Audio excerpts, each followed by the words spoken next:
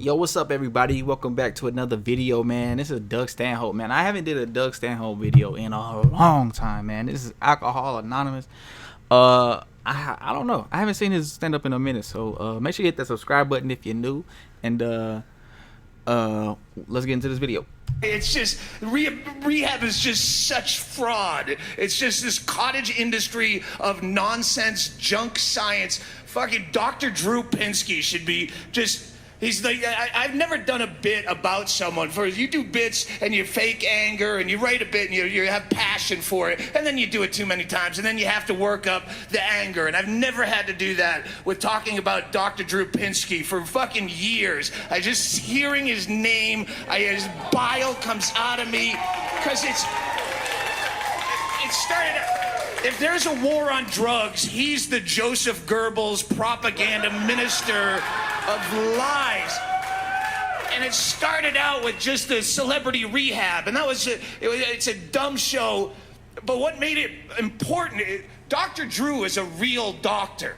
That's what you have to keep in mind. He's not a fake Dr. Phil. He's an actual, went to medical school, has a diploma over his desk, real doctor spreading this nonsense. And it started with celebrity rehab, which was a guilty pleasure. It was fun to watch. They, call in all these D-level celebrities, let them shake off the DTs for a couple of days with cameras in their faces 24/7, and then they'd send them boating with Gary Busey, because that's what a medical professional would tell you to do in that situation. And instead of being stripped of his credentials for this, instead of being drug out in the street and beaten and tied shirtless to a telephone pole out front of this place so garage bands could staple flyers to his chest to promote their upcoming gig, and then the other band would draw a dick picture on the thing, and they tear that off and put up a new poster, and eventually Drew Pinsky would die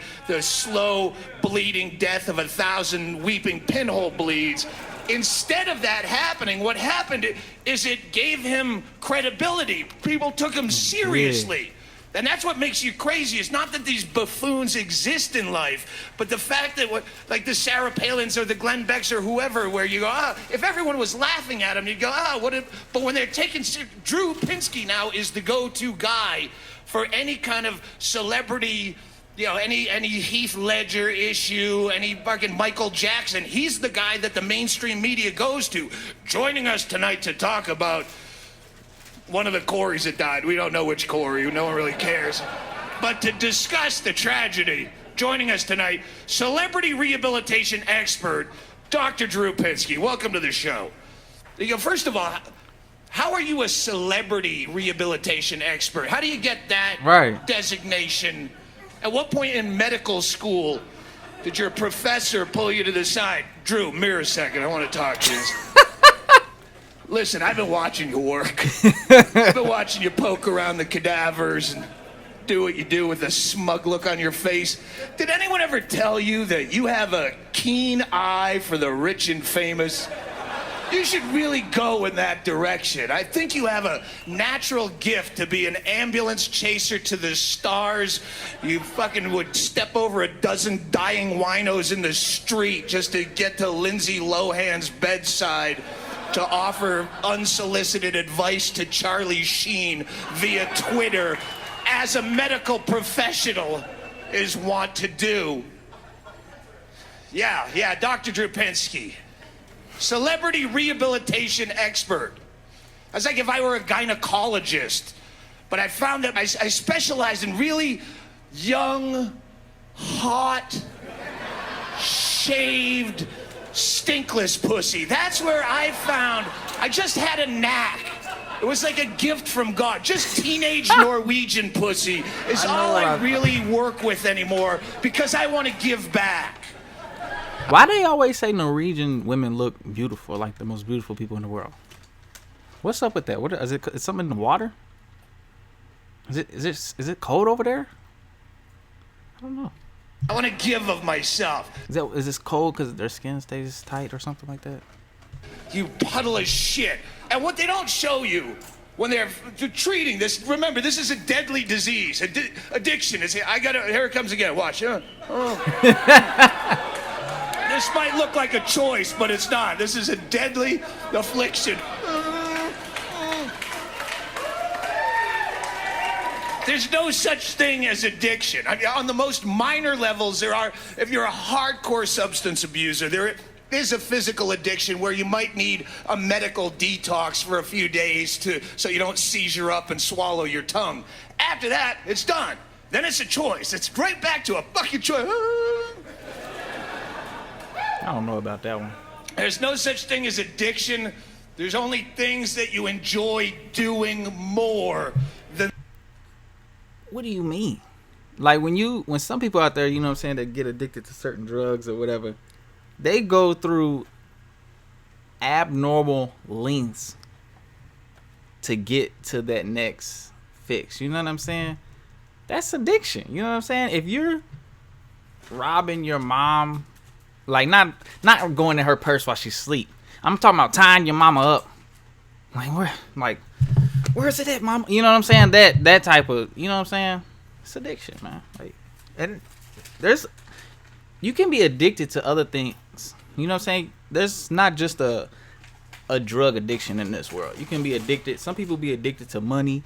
You know what I'm saying? Some people be addicted to sex. Some people be addicted to cleaning. They say OCD. No, you're addicted to cleaning. Stop it. Stop putting bleach on top of bleach. In life.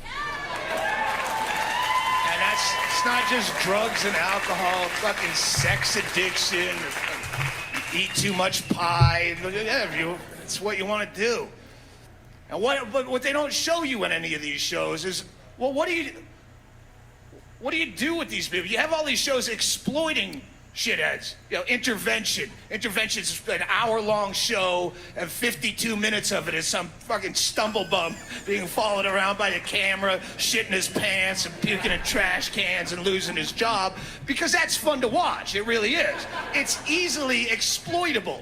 That's why cigarettes are far more dangerous than anything that they show fucking Intervention, but you don't see that episode. There's not the cigarette. Because no one wants to watch 52 minutes of a guy going.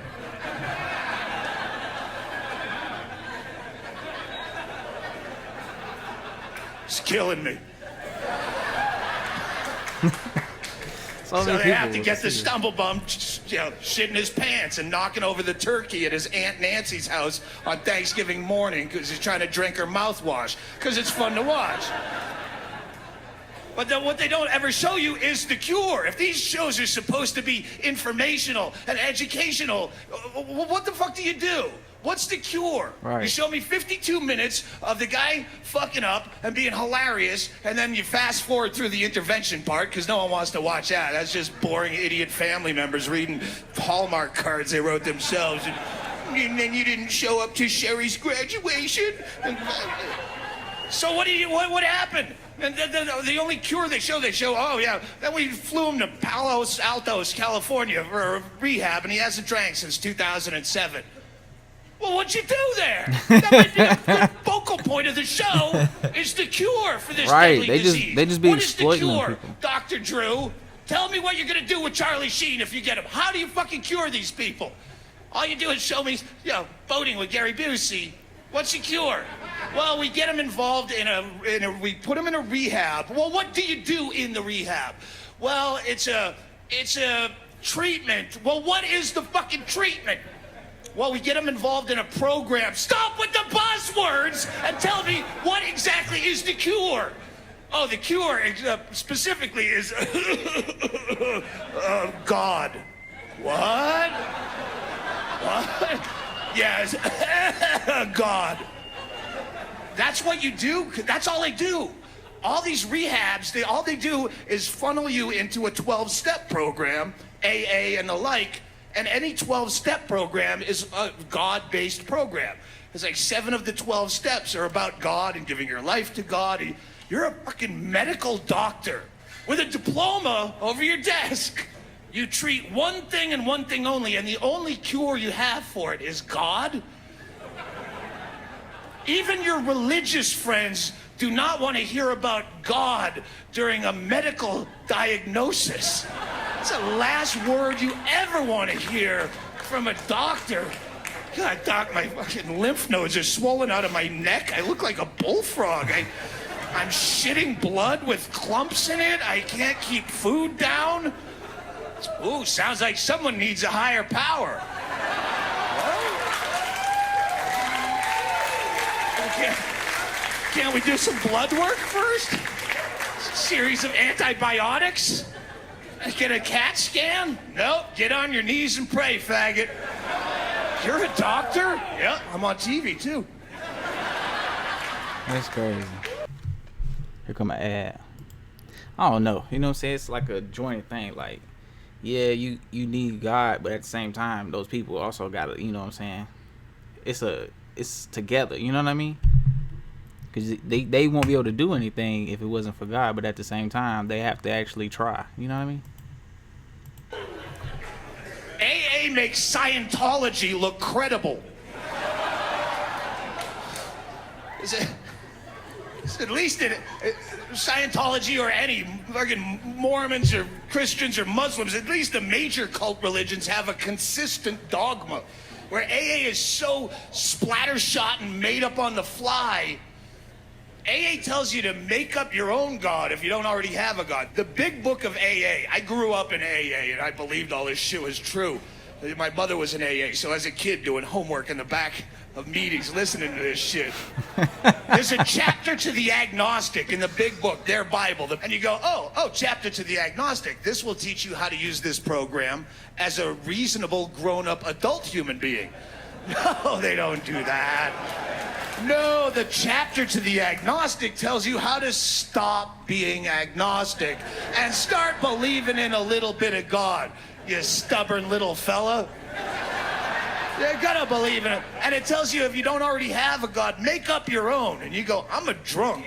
I can't even make up a good excuse for why I pissed in the sock drawer last night. This is probably not a good time for me to be creating omnipotent deities that I will lay my life down before for the rest. Oh, God, yes. Yes, and you are my fucking Satan. First step of AA, you have to admit that you're powerless over alcohol and that your life has become unmanageable. And then they go on to the next step, which you have to turn your life and your will over to a power higher than yourself. And you go, I was a free-thinking atheist coming into this bullshit.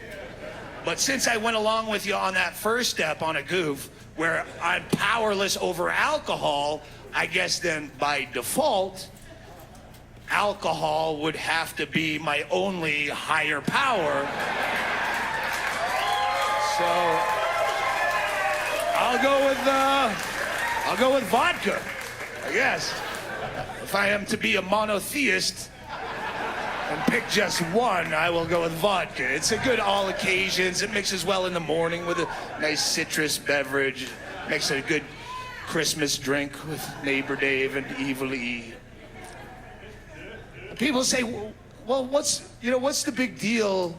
And by people, I mean all you shitheads on my Facebook page that every time I say something anti-AA or pro-Charlie Sheen or anti-Dr. Drew, Stanhope, I'm normally with you on the most everything you say, but you're off the mark on this. Drug abuse is a really serious problem. It's a serious issue. So what's the problem if someone has to believe in a higher power to get them through? That's not the problem. The problem is when a medical professional who's on every goddamn night on the fucking news is telling you you have a disease that's not a disease, and he's telling you the cure is a God that doesn't exist. It's a big fucking problem. What's your problem? What's your problem? So what? What's the problem? What's the problem if I got bladder cancer and you're applying leeches instead of doing research? It's a huge problem.